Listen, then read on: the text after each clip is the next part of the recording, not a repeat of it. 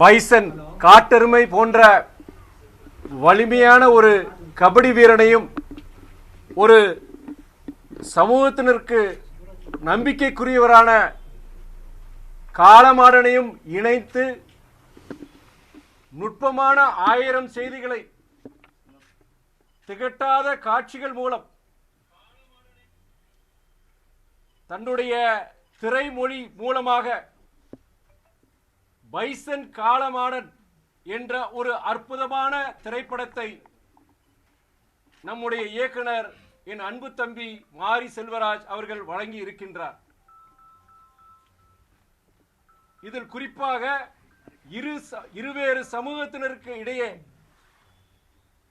ஒரு இணக்கத்தை ஏற்படுத்த வேண்டும் என்ற நோக்கத்தில் வெற்றி பெற்றிருக்கின்றார் இயக்குனர் அவர்கள். ஒரு ஒடுக்கப்பட்ட சமூகத்தில் பிறந்து ஒரு மிக பின்தங்கிய கிராமத்திலிருந்து பயணித்து பல கொடுமைகளை அனுபவித்து உயர்ந்த அர்ஜுனா விருது வரை சென்ற ஒரு இளைஞனின் வாழ்க்கையை நிகழ்கால இளைஞர்களுக்கு ஒரு ஊக்க பாடமாக படமாக படைத்திருக்கின்றார் நம்முடைய இயக்குனர் அன்பு தம்பி மாரி செல்வராஜ் அவர்கள். சாதி மதம் இனம் பேதங்களை கடந்து மனிதம் வெற்றி பெற வேண்டும் என்று மேடைதோறும் உலகுகின்றவன் நான். இந்த படத்திலும் சாதிய வன்மம் வன்முறை கடந்து வறுமை என்ற கொடிய அரக்கனையும் கடந்து கதாநாயகன் கிட்டா வெற்றி பெற்றிருக்கின்றார். பைசன் என்ற இந்த படமும் வெற்றி பெற்றிருக்கின்றது. இயக்குனர் மாரி செல்வராஜ் அவர்களும் வெற்றி பெற்றிருக்கின்றார். சமுதாயத்தை பண்படுத்தும், நல்வழிப்படுத்தும், மேம்படுத்தும் இது போன்ற நல்ல படைப்புகள் இனியும் வர வேண்டும் என்ற என்னுடைய ஆசையை தெரிவித்து மீண்டும் பைசன் காளமாடன் திரைப்பட குழுவினருக்கு என்னுடைய வாழ்த்துக்களை நான் தெரிவித்துக் கொள்கின்றேன். நீங்க கேட்கல. அதே வேளையில் தலைவர் வைகோ அவர்கள் இந்த படத்தை பார்த்து ரசித்து இயக்குனர் மாரி செல்வராஜ் அவர்களுக்கு அவருடைய வாழ்த்துக்களை தெரிவித்தார். இப்போது அவரே எழுதியார். கிட்டத்தட்ட 2 பக்கத்துக்கு அவர் எழுதியிருக்கிறார். இந்த படத்தை பத்தி நம்முடைய சகோதரர் மாரி செல்வராஜுடைய இந்த அற்புதமான அவருடைய படைப்பை பத்தி 2 பக்கத்துக்கு எழுதியிருக்கிறாரு. அவருக்கு இயக்குனர் திலகம் என்கிற அந்த ஒரு பட்டத்தையும் கொடுத்திருக்கிறார். இந்த மடல் இன்னைக்கு உங்க முன்னாடி எல்லாருக்கும் அவர் கொடுக்கிறார். தலைவர் வைகோ அவர்களுடைய கையால எழுத இந்த வாழ்த்து மடல்.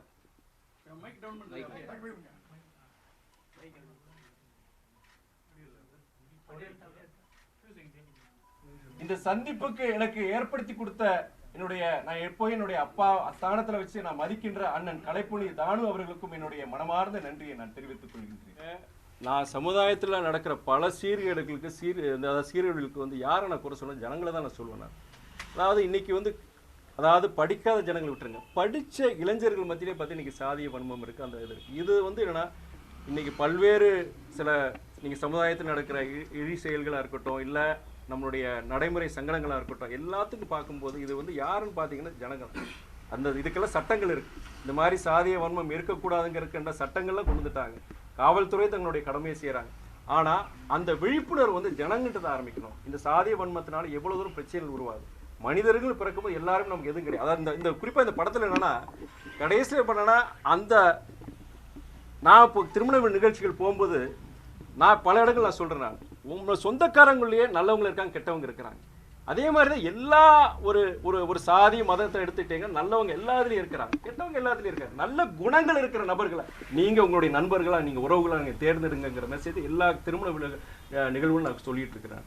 இந்த விழிப்புணர்வு ஜனக மத்தியில் வரணுங்க. நீங்கள் என்னதான் சட்டங்கள் கொண்டு வந்தாலும் காவல்துறையோட தன்னுடைய கடமையை செஞ்சாலுமே இது போன்ற ஒரு முற்றுப்புள்ளி வைக்கணும். அது ஜனங்கிட்ட தான் ஆரம்பிக்கும். அப்ப நீங்க சொல்றத பார்த்தா அரசியல் கட்சிகள் சாதியை பார்க்காம வேட்பாளர்களை நிறுத்தணும், அது மூலமா மக்களிடம் விழிப்புணர்வு வரணும் அப்படின்னு சொல்றீங்க. கண்டிப்பா நான் சொல்ற பல இடங்கள்ல நீங்க உங்களுடைய வேட்பாளர் நீங்க தேர்ந்தெடுக்கும் போது சாதி மனம் இனம் ஏன் அரசியல் இயக்கங்களை கடந்து நல்லவர்களை எப்போ நீங்க தேர்ந்தெடுக்கிறீங்களோ அன்னைக்கு இந்த தமிழ்நாட்டில் நல்லது நடக்குது. அப்ப எல்லா இடங்களையும் சொல்றேன், அது மாற்று கருத்து கிடையாது. ட்ரெண்ட ஃப்ரெண்ட் ஆக்கிக்கோங்க. தந்தி டிவியின் சப்ஸ்கிரைபர்ஸ் அண்ட் ஃபாலோவர்ஸ் குடும்பத்துல நீங்களும் இணையுங்க.